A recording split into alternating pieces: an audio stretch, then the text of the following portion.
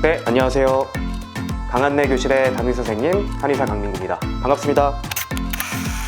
강한뇌. 네, 오늘 얘기해 보려고 하는 주제는요, 바로 임신 우울증과 산후 우울증입니다. 사실 이 주제를 선택하게 된 이유가 최근에 30대, 40대 여성분들의 우울증이나 불안, 무기력감 이런 이제 증상들을 주 증상으로 해서 오시는 환자분들과 대화를 해보면 제가 듣다 보니 임신하셨을 때 혹은 출산 후에 이미 우울증이 있었는데 이 환자분 본인이 임신했으니까 당연하겠지, 출산했으니까 육아하니까 당연하겠지 하고 넘어가셨다가 시간이 지난 후에 만성적인 우울증이나 만성 피로, 무기력감 등으로 발전한 이후에야 진료를 받기 위해 오시는 경우들이 있어서 미리 임신 우울증이나 산후 우울증에 대해서 잘 알고 대처를 하고 있으면 이 만성 우울증으로 발전되기 전에 막을 수 있지 않을까 하는 마음에서 이 영상을 준비하게 되었습니다.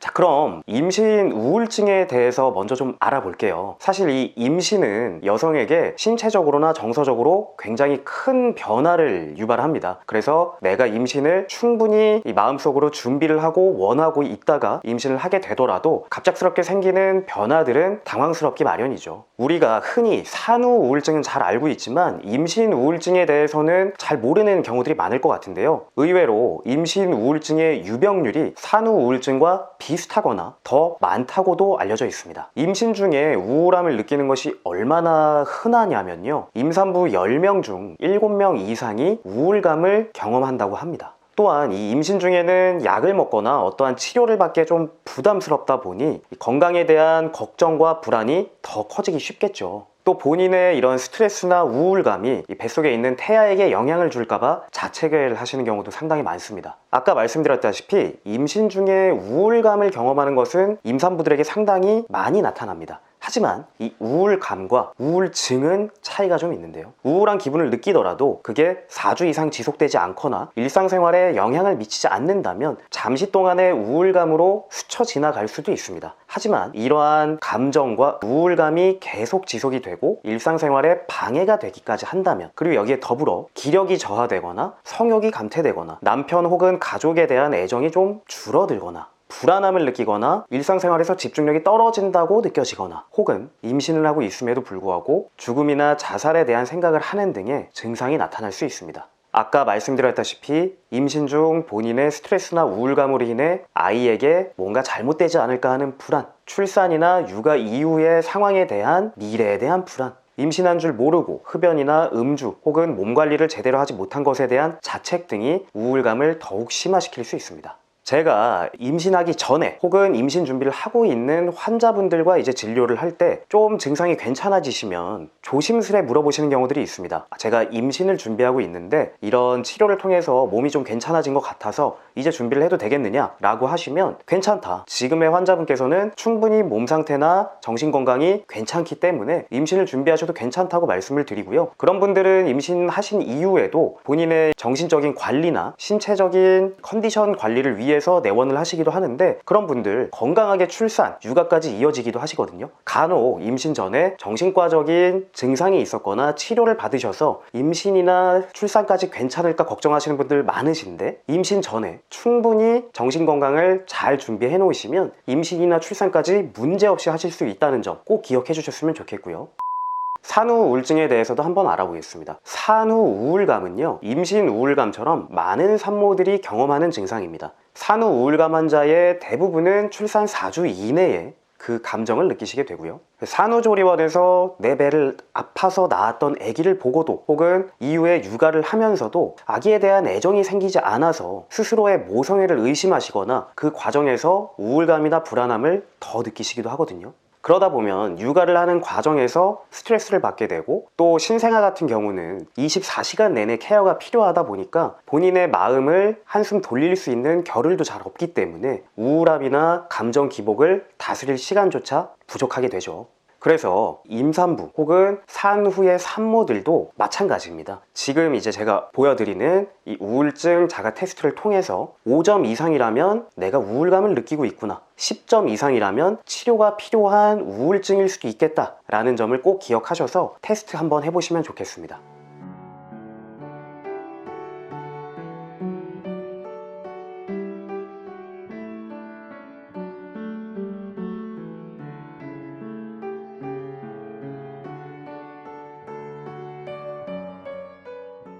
임신 후에 임산부들 혹은 산후의 산모들의 건강 증진과 관련된 한의학 프로그램이 지자체별로 시행되고 있는 곳들도 있거든요. 임산부, 산모들께서는 이 부분 잘 참고하셔서 본인들의 건강 관리에 한의학 프로그램을 이용해 보시는 것도 고려해 볼 만합니다. 또 임신 중에 우울증이나 정신적인 부분으로 인해서 약을 먹기 부담이 되시는 분들, 치료를 받기 부담이 되시는 분들 계실 텐데요. 일본에서 발표된 한 자료에 따르면 임신 우울증 환자가 한약 복용을 하는 것이 건강상으로도 큰 문제가 없고 증상 개선에도 도움이 될 수 있다고 했습니다. 부담이 되신다면 제가 지금부터는 차를 소개시켜 드릴 거예요. 한약재를 활용했지만 임산부 여러분들도 부담 없이 즐기실 수 있는, 그럼에도 불구하고 우울한 기분을 개선하는 데 도움이 될 수 있는 차인데요. 임신 중인 임산부가 우울함이 느껴지면서 가슴이 좀 답답하고 기분이 약간 처지는 느낌이 든다라고 하시면 귤 껍질을 깨끗하게 씻어서 말린 후에 귤피차를 드시는 것도 도움이 될 수 있습니다. 이 귤피는 이기 작용이 아주 뛰어난 약재인데요. 이기라 함은 한의학에서 기운을 소통시킨다, 즉 기운이 막혀서 우울증이 나타나는 기울이라는 현상을 해소하는 데 도움이 될 수 있습니다. 또한 이 귤 껍질을 깨끗이 씻어서 말려서 차로써 우려서 드시면 임산부 분들께도 건강에 큰 문제 없이 부담 없이 드실 수 있기 때문에 꼭 기억해 주시면 좋겠고요.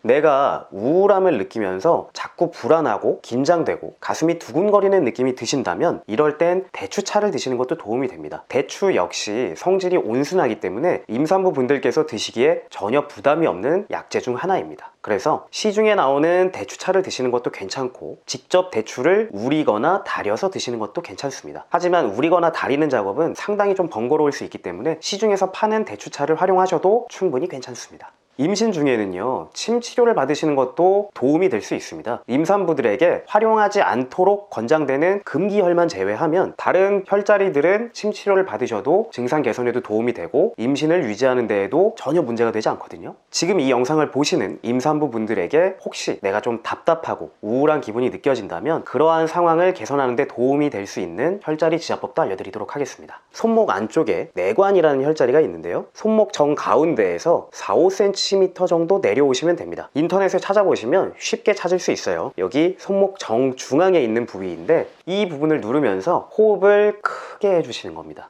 임산부분들은 임신을 하면서 호흡이 조금 불안하고 호흡하기 불편해지는 경우들이 있죠. 그럴 때일수록 조금 더 흉곽을 활용해서 하는 호흡을 해주시는 게 굉장히 중요합니다. 그래서 목과 어깨에는 힘을 빼주시고 어깨를 아래로 축 늘어뜨려 주시고요. 내관이라는 혈자리를 누르면서 앉은 상태도 좋고 편안하게 기댄 상태도 좋습니다. 이 혈자리를 누르면서 호흡을 가다듬어 주시면 우울한 기분이 조금 해소되는데 도움이 될 수 있으니 꼭 기억해 보시면 좋겠습니다.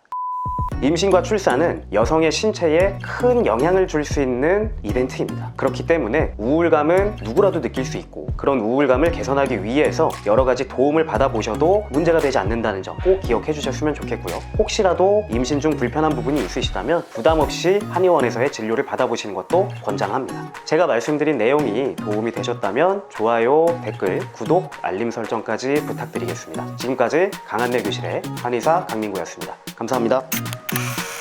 강한 뇌